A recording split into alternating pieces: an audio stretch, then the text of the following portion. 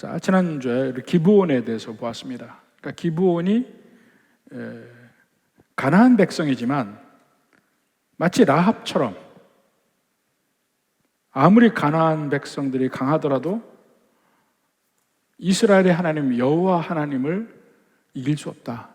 여호와 하나님이 반드시 이것을 다 심판하시고 다 없이 하리라. 그것을 믿었죠. 믿어서 그 하나님께 의탁합니다. 어떠한 지경이든지 그 이후는 삶은 맡기고 그냥 전적으로 의지합니다. 결국 그들은 살게 될 뿐만 아니고 마치 이스라엘의 종로로 탄다 하지만 사실은 레위인과 같은 입장에 있게 되는 그러한 고귀한 자리에서 일을 하게 되는 사람이 되고 계속해서 그 기브온 사람이 나온다고 얘기했습니다. 마치 라합과 비슷한 그런 면입니다. 하나님이 구약에서도 이방 민족을 그냥 내치시는 게 아니고 믿음 안에 합한 사람들은 하나님이 언제나 구원하시고 복 주시는 면을 기브온을 통해서 봅니다.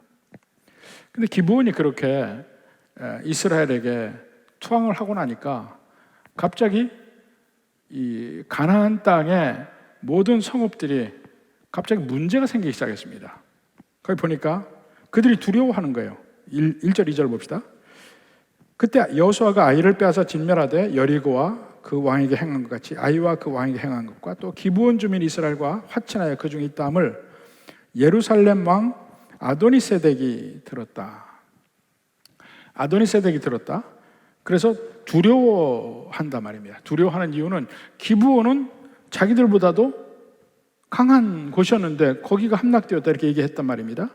그래서 그가 작전을 세우죠. 다른 네 왕을 호출합니다. 3절에 예루살렘 왕 아도니세덱이 헤브론 왕 호함과 야무롯 왕, 라기스 왕, 에글론 왕 이 네 왕을 불러서 우리가 함께 기브온을 치자 합니다.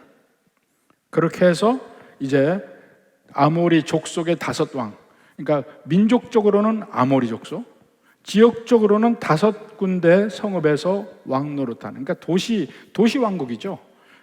그곳의 왕들이 공격을 하려고 합니다. 근데 그걸 보면 왜 이 5왕이 뭉쳤는가 하는 이유를 지도를 보면 알 수가 있습니다. 지도를 2개의 지도를 함께 봅시다. 한번 봅시다.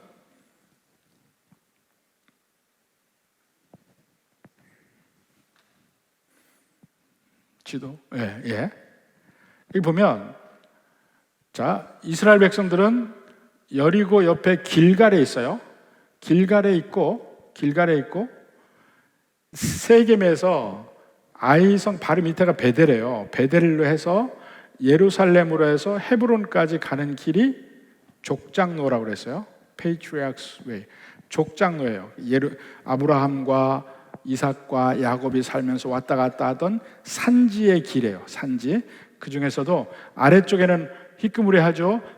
산에 구름이 이렇게 보이죠. 가운데 쪽이 이 산지예요. 그걸 하르라고 해서 산지라고 하고 예루살렘 산지입니다. 근데 거기에서 아래쪽에 해안 지방으로 오는 길이 두세 개밖에 없어요. 근데 중요한 한 길이 어디서부터 오냐면 예루살렘과 아이 사이에서 바로 기브온으로 빠져서 기브온에서 벳호론 골짜기로 해서 야세가로 해서 라기스 에글론까지 빠집니다. 그리고 그 밑으로 빠져요. 지금 에글론, 라기스, 가드 이렇게 있는 그 길이 이 산지의 마지막 끝이에요. 평지하고 만나는 바로 거기입니다. 거기가 평지이기도 하고 땅이 단단해. 완전 해안가로 오면은 이 모래가 있어서 이 철병거가 못 답니다. 바퀴가 빠져서. 그래서 실제 가장 많이 이용하는 길은 이 에글론, 라기스, 가드 그 산지 바로 아래에 있는 빨간 길, 그 길이 주로 이용하는 길이에요.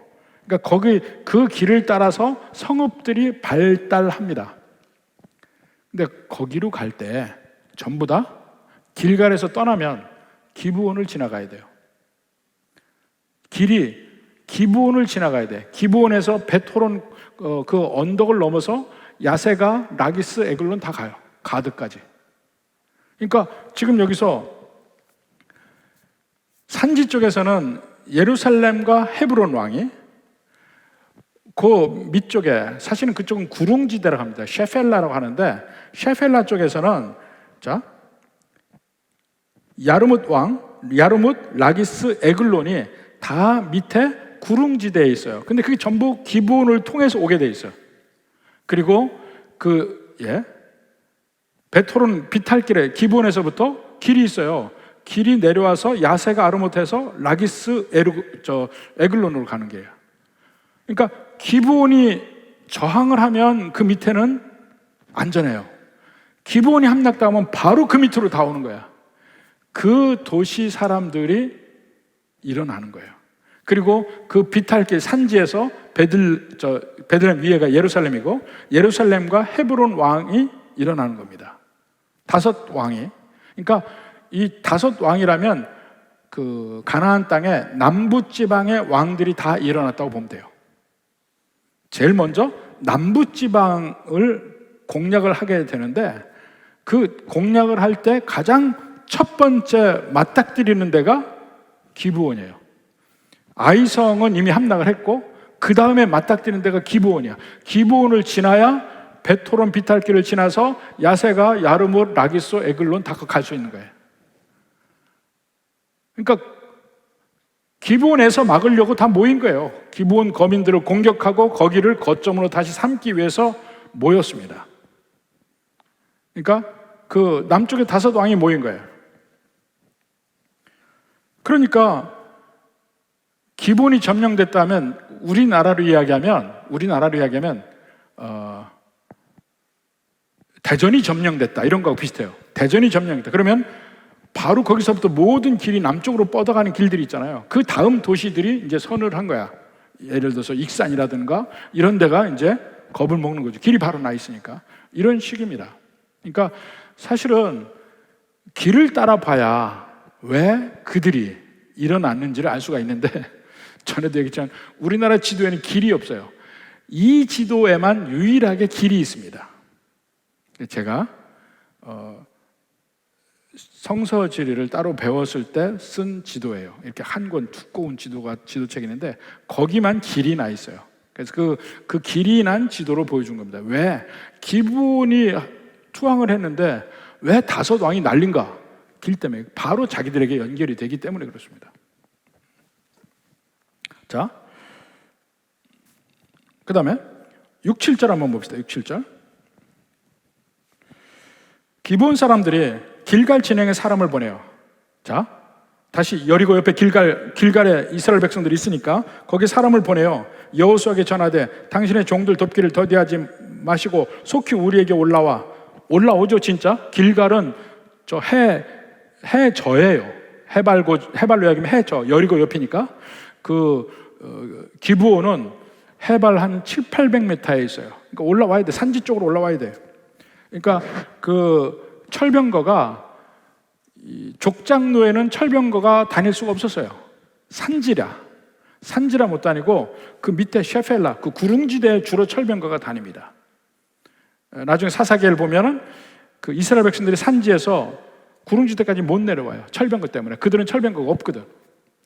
그런 일이 있습니다. 근데 그 산지에 올라오는 겁니다. 올라와야 기브온을 갈 수가 있으니까. 속히 우리에게 올라와 우리를 구하소서. 산지에 거주하는 아모리 사람들의 왕들이. 산지라는 것은 그냥 산, 바다, 들 이런 산지가 아니고 고유명사예요. 하르라고, 그 유대 산지 지방을 하르라고 하고, 하르란 말이 산이란 뜻이야. 산지. 그 지역 사람들. 그러니까 아까 봤던 그 지도에서 산지의 제일 꼭대기는 예루살렘, 헤브론이고, 그 밑에 이 에글론이, 라기스니 그 산지의 제일 끝에 있는 도시예요. 끝에 있는 도시. 그 산지에 거주하는 아모리 사람의 왕들이, 아모리는 족속이라고 그랬죠. 그리고 왕들이 다 모여 우리를 치나이다. 그러니까 여호수아가 모든 군사와 용사와 더불어 길갈에서 올라가니라. 실제로 올라가는 거야. 산 위로 올라가는 거야. 근데 재밌는 게 거기 용사라는 말이 있잖아요. 군사와 용사와 더불어 올라간다는데 그 용사 중에 누가 있냐면 여호와 하나님이 있는 겁니다. 여호와 하나님이 있는 거야. 출애굽기 15장에 보면 홍해바다 일이 벌어진 뒤에 모세의 찬송시가 나옵니다. 모세의 찬송시가 나와요. 그럼 거기서 하나님 모세에게 네 지팡이를 들어 홍해바다를 향해서 들라. 그러면 바다가 갈라지리라. 갈라져요. 이스라엘 백성들 지나가요. 애굽 군사들이 쫓아갑니다. 그런데 이스라엘 백성들이 다 저쪽 건너편에 다다를 때 물이 다시 원위치돼서 애굽의 병사들을 완전히 수장하는 장면이 나오잖아요. 그것이 바로 여호와의 전쟁이에요. 이스라엘 백성들이 싸운 게 하나도 없습니다. 하나님이 홀로 하나님과 이스라엘의 대적들에 대해서 싸우셔서 이기신 장면이에요. 그래서 출애굽기 15장에 모세의 찬송시가 나옵니다. 모세의 노래. 거기에 보면 여호와는 용사시라 이렇게 얘기해요. 여호와는 용사시라. 우리의 용사시라. 근데 이 부분에서도 하나님이 직접 싸우시는 장면이 나옵니다. 근데 우선은 봅시다. 올라갔잖아요. 올라갔어요. 그러니까 그때 8절에 보니까 여호와께서 여호수아에게 이르시되, 전쟁을 하려고 하는데 여호수아에게 여호와께서 이르시되 그들을 두려워하지 말라. 내가 그들을 내 손에 넘겨 주었으니 그들 중에서 한 사람도 너를 당할 자 없으리라. 이게 바로 제일 먼저 여호수아가 이스라엘의 지도자가 되었을 때 하나님 주신 말씀하고 비슷합니다. 여호수아 1장 5절을 보시죠. 내 평생에 너를 능히 대적할 자가 없으리니 내가 모세와 함께 있었던 것 같이 너와 함께 있을 것임이라. 내가 너를 떠나지 아니하며 버리지 아니하리라. 그러니까 두려워하지 말라. 하나님 항상 똑같은 하나님. 성경 전체에서 우리가 모든 시대를 초월하고 지역을 초월한 곳에서 그 하나님의 진리의 말씀을 우리가 알 수 있는 이유는, 아니 그당 우리하고 이스라엘하고 다르잖아요. 어떻게 바로 우리랑 연결이 됩니까? 그리고 지금 현대 사람도 아니고 1000년, 2000년, 3000년 전 사람들이잖아요. 우리하고 어떻게 연결이 돼요? 성경에서 우리와 연결되는 유일한 끈은 여호와 하나님이에요.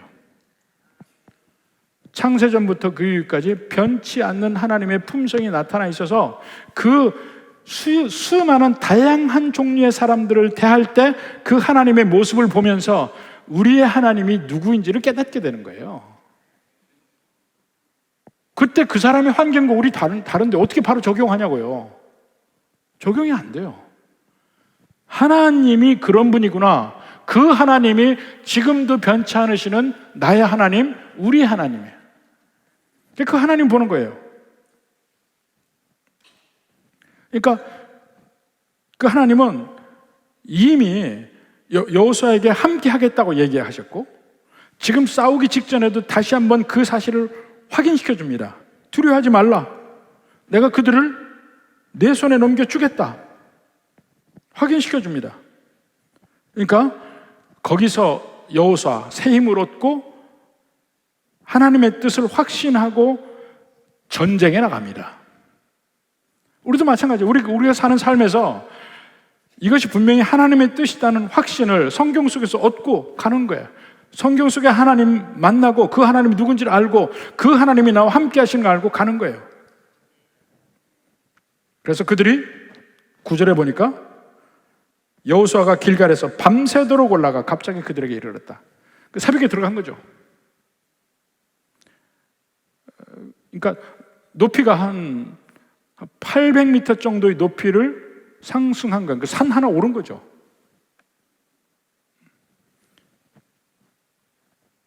드디어 하나님의 말씀이 함께 하니까 더욱 힘을 내는 겁니다. 내가 그들을 내 손에 넘겨주겠다. 하나님이 함께 하시고 하나님이 같이 하시겠다, 하나님이 함께 싸우겠다, 이것이 이스라엘 백성들에게, 여호수아에게 더욱 힘이 됩니다. 그러니까 하나님이 싸우신다 그러면은 대개 어떤 경우는 하나님이 싸우시면 나는 아무 일도 안 해도 되겠네 이렇게 생각해요. 근데 그게 아닙니다. 하나님이 함께 하신다는 사실이 나를 더욱 힘내게 만드는 거예요. 하나님이 내 편인데 누가 나를 감히 대적하리요? 이 마음으로 싸울 수 있는 거예요. 더 담대함이 생기는 겁니다. 그러니까 하나님이 다 하시면 나는 안 해도 되네? 그게 아니라니까요. 하나님이 다 해주신다면 힘내서 나도 같이 이렇게 되는 것이란 말입니다. 신앙생활이라는 게. 그래서 참된 믿음은 하나님이 함께 하신다는 사실을 확신하면서 더 힘있게 주님의 뜻대로 세상을 이기며 살아갈 수 있습니다. 실제로 오늘 본문에서 여호와께서 직접 싸우는 장면이 나와요. 10절부터 봅시다. 여호와께서 그들을 이스라엘 앞에서 패하게 하심으로, 패하게 하신다는 거예요. 그러니까 여호수아가 그들을 기브온에서 크게 살육하고 벳호론에 올라가는 비탈에서 추격하여 아세가와 막게다까지 이르니라. 그 마지막 주도 한번 봅시다. 기브온에서 크게 살육하고 벳호론에 올라가는 비탈에서, 제일 위쪽이 기브온 있죠? 기브온에서 이게 내리막길이에요. 베들레헴 헤브론이 있는 데가 제일 능선길입니다. 능선길에서 이렇게 비탈길 골짜기가 몇 개가 있어요. 아얄론 골짜기, 무슨 골짜기, 이게 골짜기가 있는데 그 골짜기 전에 벳호론 비탈길로 내려오는 그 자기네 집으로 가는 거죠. 아세가와 라기스 에글론으로 가는 그 사람들을 쫓아오는 거야. 근데 내리막길에서 뒤로 쫓아오는 거야.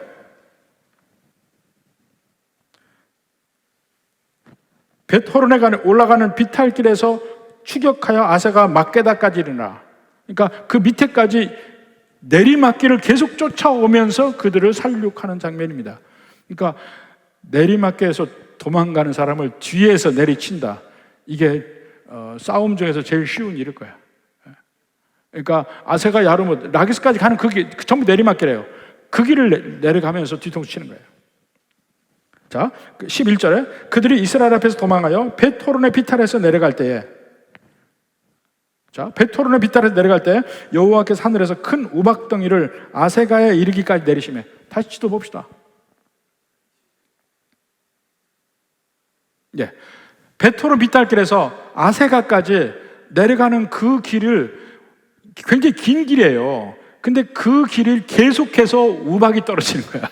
그 우박에 맞아서 죽는 거야. 여러분, 이렇게 골프공만한 우박 맞아보셨어요? 저는 맞아봤어요. 옛날에 우리 집사람하고 둘이서 이 미국 서부에 광야를 갔습니다. 광야를 가서 거기 지나가는데 어느 순간에 흙길을 가고 있는데 갑자기 하늘에서 와다다다다당 하는 거예요. 차에 타고 있는데요, 금방 유리창이 깨질 것 같아. 금방 이렇게 깨질 것 같아. 꼼짝 못하고 있었죠. 거기 막 피할 길도 없고. 근데 나중에 한 15분, 20분 정도 그렇게 우박이 왔어요. 차 어디 구멍이 난 줄 알았어요. 유리창 깨지는 줄 알고 굉장히 놀랐는데, 그것도 렌트카인데 나와서 보니까 그래도 멀쩡했어요. 다행인데 그 우박이 내릴 때는 보니까 한 골프공만 해. 근데 그게 떨어진 거예요. 밖에 있었으면 진짜 어떻게 큰일 날 뻔했을 거예요. 차 안에 있어서 다행이지. 근데 그 우박이 내리는 그 순간은 마치 이건 뭐 피할 길도 없고 이건 죽었다고 생각이 되는 거예요. 근데 그때 차가 있습니까? 차 안에 있습니까? 밖에서 온팡 맞았지. 이 사람들 맞고 죽지, 막 옆에서 죽어나가는 거지. 칼로 죽은 사람보다 우박에 죽은 사람이 더 많다고 그랬으니까. 결국 이 전쟁은 하나님의 전쟁이라는 겁니다. 이스라엘이 싸워 이긴 전쟁이 아니고 이스라엘도 싸웠죠. 그런데 하나님이 이기는 전쟁에 숟가락 얹은 거야. 하나님이 처음부터 끝까지 하시는 전쟁에 숟가락 얹은 거야. 그게 우리의 일입니다. 사실은 우리가 뭐 대단한 일 한 게 아니에요. 완전히 여호와의 싸움이라는 걸 보여줍니다. 근데 처음에 홍해바다에서는 하나님 혼자 완벽하게 다 하시는데 그 다음에는 이스라엘 백성들을 참여시켜요. 하나님이 다 하시는데 이스라엘 백성들을 통참시켜요. 그리고 잘했다고 박수 쳐주고 상 줘요. 우리의 지금 일도 마찬가지예요. 하나님이 다 하십니다. 그렇지만 거기에 우리를 통참시켜요. 일하라고 하는 것이 그거예요. 근데 우리 인간은 하나님 저 싫어요. 힘들어요. 안 할 거예요. 우리를 복 주시려고 동참시키는데 우리는 뻗쳐. 그게 우리의 현 주소입니다. 그러니까 하나님이 직접 전쟁한다는 그 말이 사실은 거기 보면 다 나와 있습니다. 자, 출애굽기 14장 봅시다. 14장 21절. 모세가 바다 위로 손을 내밀매, 홍해바다로 손을 내밀매 여호와께서 큰 동풍을 밤새도록 바닷물을 물러가게 하시니. 동풍이 부는 거야. 동풍은 어디서 부는 바람을 동풍이라고 그러죠? 동풍은 어디서 부는 바람을 동풍이라고 그러죠? 동쪽에서 불어서 동풍이에요. 동쪽에서 불어서 동풍이에요. 동쪽에서 분단 말이에요. 그래서 물을 물러가게 해서 물을 갈라지게 했다. 근데 누가 했냐면 그 갈라진 여호와께서 했다 이렇게 됩니다. 그래서 마치 육지를 걸어가듯 해요. 22절 보면 육지를 걸어가 그 좌우의 벽으로 홍해바다가 막 벽으로 물이 되어 있는 거예요. 벽으로. 이 장면을 직접 보시려면 10개라는 영화를 보시면 돼요. 10개라는 영화가 그게 나와 있으니까. 그 다음에 그러면서 27절 봅시다. 27절.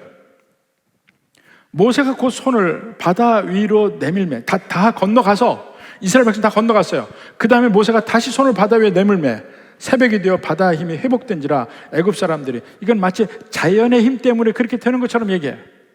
근데 애굽 사람들이 물을 거슬러 도망하나 여호와께서 다시 또 나오죠. 여호와께서 애굽 사람들을 바다 가운데 엎으시니 참 여호와께서 하셨다 그러죠. 여호와께서 홍해바다를 가르시고 여호와께서 애굽 사람들을 물 가운데 엎으시고 하나님이 다 하셨다는 얘기잖아요. 모든 하나님의 백성들의 싸움이 사실은 전적으로 하나님의 싸움입니다. 하나님의 싸움이에요. 근데 어떻게 하나님의 싸움이냐면 그 다음부터 하나님은 자기 백성들을 동참시킨다고 했잖아요. 하나님 백성들을 동참시키는데 그 동참시키는 과정에서 어떤 식으로 그 싸움이 있냐면 가장 대표적인 예가 다윗과 골리앗의 싸움이에요. 가장 대표적인 예가 자 다윗이 골리앗에게 그 물맷돌로 던져서 이 정수리를 맞추고 그가 넘어졌을 때 그 골리앗의 칼로 골리앗의 목을 베입니다. 자, 사무엘상 17장 51절부터 봅시다. 다윗이 달려가서 블레셋 사람을 밟고 그 블레셋 사람이 골리앗이죠. 그의 칼을 그 칼집에서 빼내요. 그러니까 골리앗은 아직 칼도 안 뺀 상태였어요. 우습게 보고 그 칼집에서 빼내요. 그 칼로 그를 죽이고 그 머리를 베니 블레셋 사람들이 자기 용사의 죽음을 보고 용사라고 그랬죠? 용사. 자기 용사의 죽음을 보고 도망하는지라. 여기 용사라는 것이 챔피언이라는 말입니다. 챔피언. 이 말을 그대로 직역을 하면 이시하베인이라는 말인데 man in between이란 말이에요. 사이에 있는 사람이라는 뜻이에요. 근데 사이에 있는 사람이라는 말이 뭐냐면 옛날에는 양쪽 진영이 딱 양쪽으로 살벌하게 서 있습니다. 이제 금방 서로 붙는 거야. 붙기 직전에 뭘 하냐면, 삼국지를 보신 분은 알아요. 장군들이 나와서 거기서 대표가 싸우잖아요. 대표가 싸워. 근데 그 대표가 싸우는 게 지금 이 고대 근동에서는 이 싸움이 더 중요합니다. 그 삼국지에서는 누구 하나 지면 그 다음 사람이 나가고 뭐 하는데 그런 게 아니에요. 이 대표의 싸움이 전체 싸움의 승패를 결정해. 그게 용사의 싸움이야. 용사의 싸움이야. 그 용사로서 블레셋 대표로 골리앗이 나오고 이스라엘 대표로 다윗이 나와서 싸우는데 다윗이 골리앗을 이기고 죽였어요. 그러니까 뭐라고 합니까? 자기 용사의 죽음을 보고 도망하는지라. 그러니까 블레셋 사람이 얼마나 많은지, 얼마나 강한지, 그들이 무기가 얼마나 좋은지, 숫자가 얼마나 많은지 아무 관계 없어요. 용사의 죽음을 보고 도망해. 그러니까 그 다음에는 다윗은 이미 블레셋을 이겼잖아요. 이스라엘 백성들은 쫓아가면서 블레셋 사람 죽이는 거야. 싸움이 아니에요. 도망가는 뒤통수를 치는 거야. 그걸 싸움이라고 해요. 그거 이겼다고 그래, 이스라엘 백성들이. 자, 거기 52절에 보면 이스라엘과 유다 사람들이 일어나서 소리를 지르며 블레셋 사람들을 쫓아 가이와 에그론 성문까지 이르렀고, 가이 에그론이 아까 그 에글론 거기입니다. 그 셰펠라, 그 구릉지대 그 단단하고 해안 지방까지 가지 않고 산지의 끝 바로 그 모서리, 그 구릉지대에 길이 나 있어요. 셰펠라는 길, 이 길이 제일 중요합니다. 거기에 에글론, 가드, 아스돗, 이게 다 거기에 도시가 있어요. 근데 거기 성문까지, 그러니까 블레셋 사람 사는 곳까지 쫓아간 거야. 그들은 도망가고. 그래서 블레셋 사람들의 부상자들은 사하라임 가는 길에서부터 가드와 에글론까지 엎드려졌더라. 그러니까 골짜기를 내려와서 지금 이 여호수아가 그 아모리 5왕을 이기는 것과 상당히 흡사해요. 위에서부터 내리막길 내려와서 그 셰펠라 길, 구릉지대 길을 가로질러서 자기 성으로 도망가는 걸 끝까지 쫓아가서 뒤에서 죽이고 무찌르고 이기는 장면이에요. 근데 그것이 이스라엘의 승리냐는 거예요. 그 승리는 전적으로 다윗에게 달려 있습니다. 그것을 보고 용사의 승리라고 해요. 챔피언의 승리. 그러니까 그것을 히브리서에서는 이 우리의 주라고 하는 말인데, 그 주라는 말이 보통 주님, 로드란 말이 아니고 챔피언이란 뜻의 주님이에요. 히브리서 2장에 보면 예수님은 우리의 챔피언이다 하는 거예요. 예수님은 우리의 다윗과 같은 존재라는 거예요. 다윗과 골리앗 싸움에서, 근데 그 예수님의 싸움에서 예수님이 승리한 것이, 사단과 죽음의 권세에서 승리한 것이 곧 마치 다윗이 골리앗을 이긴 것과 같아요. 그 다음 남은 싸움을 이스라엘 백성들이 싸우지만 그들의 싸움은 무조건 이기게 돼 있어요. 왜냐하면 이미 자기들의 용사가 이겼으니까. 블레셋은 자기들의 용사가 죽으니까 도망가는 거예요. 진 거예요, 이미. 우리의 용사 예수님, 저들의 용사는 사단과 죽음인데, 그 사단과 죽음의 세력을 예수님이 이긴 것이 어디냐면 십자가예요. 십자가가 이긴 거라니까요. 특히 신약 성경에서 보면, 특히 바울 서신에서 예수님이 이 세상에 하신 일을 십자가의 죽음과 부활과 이 둘로 얘기를 하잖아요. 근데 신약 성경에 제일 마지막에 쓰여진 책이 어떤 책이냐면 요한복음이에요. 요한의 책이 신약 성경 중에 제일 마지막에 쓰여졌습니다. 그러니까 요한 1, 2, 3서, 요한 계시록, 요한 복음. 근데 요한 계시록보다도 제일 마지막에 쓰여진 것이 아마 요한 복음일 거라고 생각을 해요. 그러니까 요한이, 그는 사도 중에서 끝까지 안 죽었잖아요. AD 100년까지 살았어요. 요한이 끝까지 안 죽었는데 아무리 죽이려고 해도 안 죽으니까 그래서 나중에 에베소에서 술을 다해서 죽었지만 요한의 묘가 거기 있죠. 요한이 그 앞에 바울 서신 거 다 알아요. 다 읽고 알고 그런 가운데 마지막 그가 모든 것을 집행해서 쓴 것이 요한복음이에요. 근데 요한복음에서는 십자가가 예수님의 죽음, 예수님의 고난만 표현하는 것이 아니고 십자가 자체가 영광의 자리라고 표현하고 있어요. 십자가 자체가. 한번 봅시다. 요한복음 12장 6절에 보면 제자들은 처음에 이 일을 깨닫지 못하였다가 예수께서 요한복음 12장 16절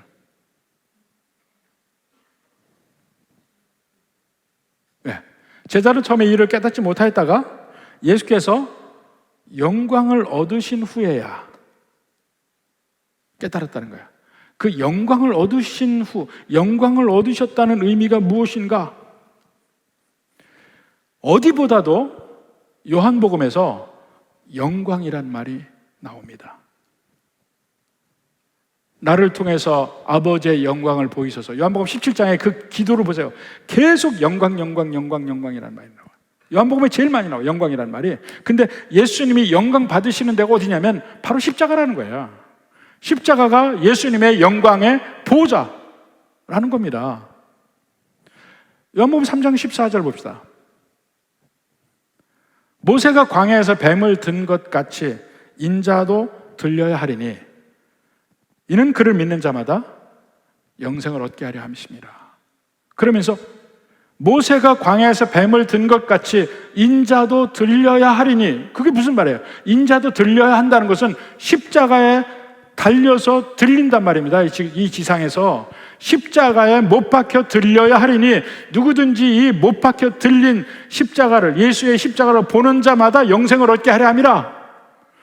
그러니까 이 십자가의 자리가 모든 사람을 구원하는 자리라는 거야. 그 영광의 자리라는 거예요. 근데 그걸 뭐로 표현하면 모세가 광야에서 뱀을 든 것 같이,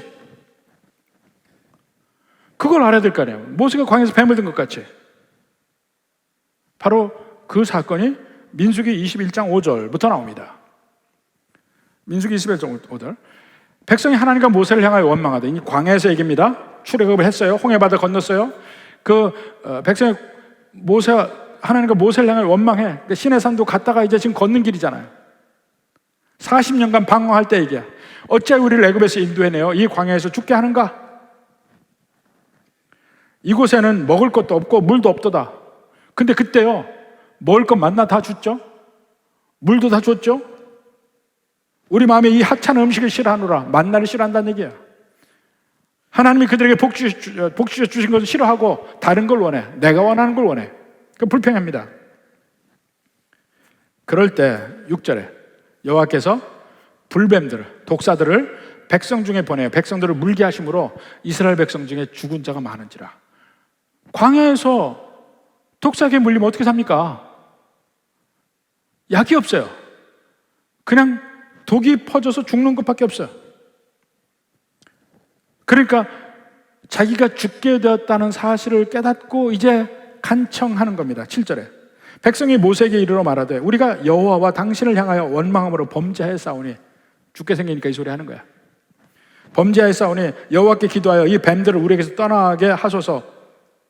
모세가 백성을 위하여 기도하며, 뱀을 떠나도 물린 사람은 어떻게 해요? 물려서 지금 독이 퍼져 나가고 있는 사람은 어떡할 거냐? 그것을 치료할 거는 감히 생각도 못하고 더 이상 물지 않게 이들을 물리쳐달라고 기도한 겁니다. 그러니까 하나님이 모세에게 한 말이 뭡니까? 8절에 여호와께서 모세에게 이르시되 불뱀을 만들어 장대 위에 매달아. 이 구리로 만든 구리뱀이죠. 장대 위에 매달아라. 물린 자마다 그것을 보면 살리라. 장대 구리뱀을 해서 달아서 장대를 세웠습니다. 이스라엘 백성들이 누구든지 물린 자마다, 물려서 지금 독이 퍼져가고 죽어가고 있어요. 그것을 보면 살리라. 이게 이제 영어식으로 얘기하면 too good to be true라는 거예요. 이거는 너무 단순하게 너무 좋아서 믿을 수가 없는 얘기예요. 지금 독사에 물려서 독이 퍼져가고 있어요. 그러면 당장에 백신을 줘야 될 거 아니에요. 백신을. 치료제를 줘야 될 거 아니에요. 아무것도 없어. 저쪽에 모세가 단 구리뱀이 있는 장대를 보면 산대. 내가 보는 거하고 이 독사의 독에서 건져지는 거하고 그 해독이 되는 거하고 무슨 관계예요? 인간의 생각으로는 아무런 관계가 없어요. 근데 하나님이 그렇게 말씀하셨으니까 되는 거야. 그러니까 9절에 봅시다. 모세가 놋뱀을 만들어 장대 위에 다니 뱀에게 물린 자가 놋뱀을 쳐다본 즉 모두 살더라. 근데 뱀에 물렸어도 에이 장대 뭐 놋뱀 보는 게 그거하고 나하고 무슨 상관이야 하고 안 본 사람은 죽는 거죠. 하나님이 말씀하셨으니까 말도 안 되는데 말도 안 되는 그 일을 하니까 사는 거지.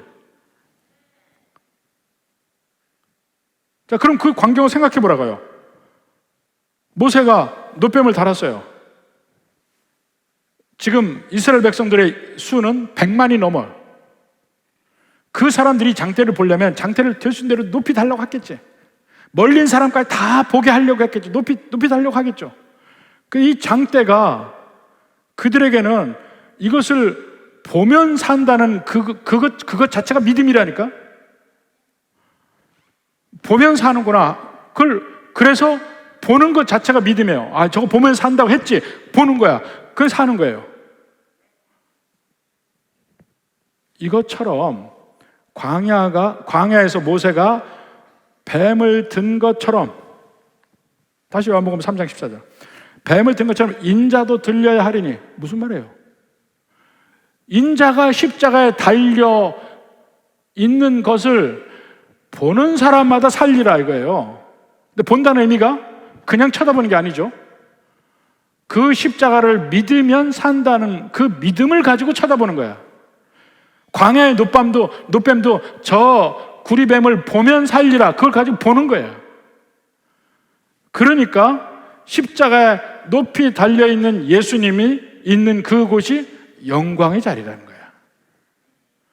그 십자가에 달려있는 예수님이 영광의 자리에 계시고 치료의 자리에 계시고 그 십자가를 보는 자마다 살리라.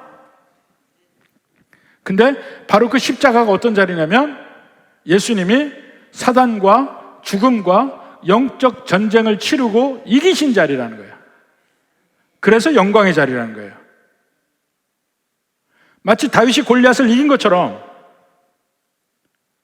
사단의 권세, 죽음의 권세를 이긴 자리가 예수님의 십자가라는 거예요. 그러니까 우리를 구원하는 그 구원의 싸움도 여호와의 전쟁이라는 거예요. 여호와의 전쟁. 그 여호와의 전쟁은 하나님이 직접 싸우죠. 구약에서도 하나님이 직접 싸우시는 거예요. 전부 다. 홍해바다를 건너는 것도 그렇고 여호수아가 이 아모리 족속 다섯 왕을 이기는 것도 그렇고 전부 여호와가 직접 싸우는 거예요. 모든 싸움이 이스라엘 백성과 이렇게 싸우라 저렇게 싸우라 다 얘기하지만 그 모든 것이 그 뒤에 하나님이 함께 하시고 여호와께서 전쟁하시고 여호와께서 이기시니까 이기는 거예요. 인간의 일은 아무것도 없어요. 오직 하나님이 싸우시고 하나님이 함께 하시는 그것만 믿고 가면 돼요. 하나님의 백성은. 그러니까 그 십자가를 믿음의 눈으로 보는 자는 살리라. 그 십자가를, 예수님의 십자가를 보는 사람마다 예수님이 나의 주님이신 것을 고백하는 거예요. 그러니까 다윗과 골리앗으로 얘기하면 예수님이 나의 다윗이야. 이겼잖아. 그 다음에 우리에게 남은 삶은요, 마치 이스라엘 백성들이 도망가는 블레셋 뒤통수를 치는 싸움과 똑같다는 거야. 근데 그걸 하라는 거죠. 왜냐하면 우리를 이기는 싸움에 동참시키기를 원하는 거예요. 근데 그 이기는 싸움에 동참하는 일이 십자가의 길이야. 예수님이 싸우는 싸움이 십자가에서는 대개 그렇게 생각합니다. 십자가에서는 당하는 거고 나중에 재림 때 복수하는 것처럼 생각을 해요. 근데 그게 아닙니다. 십자가에서도 싸워서 이긴 거고 나중에 재림할 때 백마 타고 와서 심판하는 것도 싸워서 이기는 거예요. 두 개가 같은 겁니다, 사실은. 요한계시록 19장 봅시다. 또 다른 면이 나와요. 또 내가 하늘이 열린 것을 보니 보라, 백마와 그것을 탄 자가 있으니 그 이름은 충신과 진실이라. 그가 공의로 심판하러 싸우더라. 그리고 그가 예수님이라고 아는 건 뭐냐면 13절에 또 그가 피 뿌린 옷을 입었는데 십자가에 달렸으니까, 옆구리 창에 찔렸으니까 피 뿌린 옷을 입었는데 그의 이름은 하나님의 말씀이라 칭하더라. 하나님의 말씀이라는 것은, 하나님의 이 말씀이란 말은 로고스란 말이에요. 로고스. 요한복음 1장에 그러잖아요. 태초에 말씀이 계시니라. 태초에 로고스가 계시니라. 이 로고스가 하나님과 함께 계셨고 이 로고스가 하나님이더라. 그 로고스예요. 그러니까 예수님이 곧 하나님의 로고스. 그냥 말씀이라고 하면 의미가 전혀 안 통해요. 로고스란 말이에요. 모든 이 세상의 중심점이고 시발점이고, 헬라적 의미의 로고스는 인격체가 아니지만 그 로고스란 말을 가져와서 요한은 이 모든 세상의 창조주로서 예수님을 로고스라고 부른 거예요. 그 이름은 하나님의 로고스라. 그리고 16절에도 그 옷과 그 달에 이름을 쓴 것이 있으니 만왕의 왕이요 만주의 주라. 예수님 이렇게 옵니다. 이때만 예수님이 싸워서 이기느냐? 그건 아니에요. 마지막 완결을 할 뿐이야. 진짜 가장 결정적인 승리는 어디서 했냐면 예수님의 십자가에서 했어요. 그것을 요한복음에서 보여주는 겁니다. 예수님의 십자가가 높이 들려 올라갈 때 마치 광야의 노뱀이 표하는 것처럼 그 십자가를 보는 자마다 살리라. 이미 이겼어요. 그러니까 우리가 사는 길도 우리가 다 같이 십자가의 길을 찾아. 예수님의 십자가, 각자 자기 십자가를 지고 간다. 이것이 그냥 참고 힘들다 그 개념이 아니고 사실은 영적 전쟁에서 승리한다는 얘기예요. 단지 영적 전쟁은 방법이 달라요. 이 세상의 전쟁은 칼과 방패로 싸우고 총으로 싸우고 대포로 싸우고 미사일로 싸우지만 영적 전쟁은 참는 것으로, 당하는 것으로,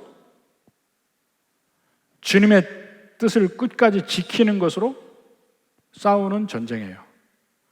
그 가장 대표적인 전쟁이 예수님이 이 세상에서 하셨던 전쟁이에요. 마지막까지 십자가까지 가셨던 전쟁이에요. 영적 전쟁은 모든 전쟁의 양상이 달라. 눈으로 보기에는, 세상적 눈으로 보면 어렵고 힘들고 고통이 이기는 것처럼 보여요. 그러나 그 길은 승리의 길입니다. 승리의 길입니다. 예수님도 그 길을 가셔서 마침내 그 길이 영광이고 승리의 길이라는 걸 보였고, 마치 죽음의 극치인 십자가에 가셨는데 그 십자가가 죽음과 실패가 아니고 진정한 승리의 곳이라는 것을 요한이 보여줍니다. 우리의 삶에서도 안 믿는 사람들의 핍박과 어려움과 유혹과 이 모든 것을 받고 살지만 그 가운데 우리는 그들과 똑같은 방법을 쓰지 않기 때문에 더 힘들고 어려운 그런 인생을 가지만 결국 그 길이 나중에 보면 가장 확실한 승리의 길이라는 걸 알 수 있어요. 예수님이 이미 보여준 거예요. 그리고 그럴 때 그 십자가가 영광의 자리라는 것을 요한이 얘기하는 것처럼 우리 믿는 백성들의 고난도 나중에 가장 영광스러운 길이라는 것을 나중에 알 수 있을 겁니다. 가장 영광스러운 길이다. 여호수아가 싸워서 이기는 거예요? 여호수아가 이긴 거 아니에요. 여호와께서 이기게 하신 거예요. 그 와중에 그들은 열심히 칼로 치고 막 이런 전쟁을 했죠, 사실은. 전쟁은 어떤 전쟁이나 자기 목숨을 걸고 하는 전쟁 아니에요? 근데 그 전쟁은 반드시 이기는 전쟁이었고, 우리가 이 세상을 살아가면서 살아가는 영적 전쟁, 반드시 이기는 전쟁입니다. 하나님이 함께 하신 거고, 그 이기는 전쟁에서 힘들고 어렵더라도 하나님이 함께 하신다는 그 사실 하나만으로 더 힘을 내서 이길 수 있어요. 여러분의 삶에서 믿음을 흔드는 수많은 일들, 그런 일 중에서도 승리할 수 있기를 바랍니다. 왜냐하면 하나님이 여러분과 함께 하시고, 결국 이 전쟁은 하나님의 전쟁, 여호와의 전쟁이기 때문에 그렇습니다. 그걸 확신하면 더 힘을 내서 주님과 함께 동행하며 승리하는 여러분의 삶이 되기를 주님의 이름으로 축원합니다.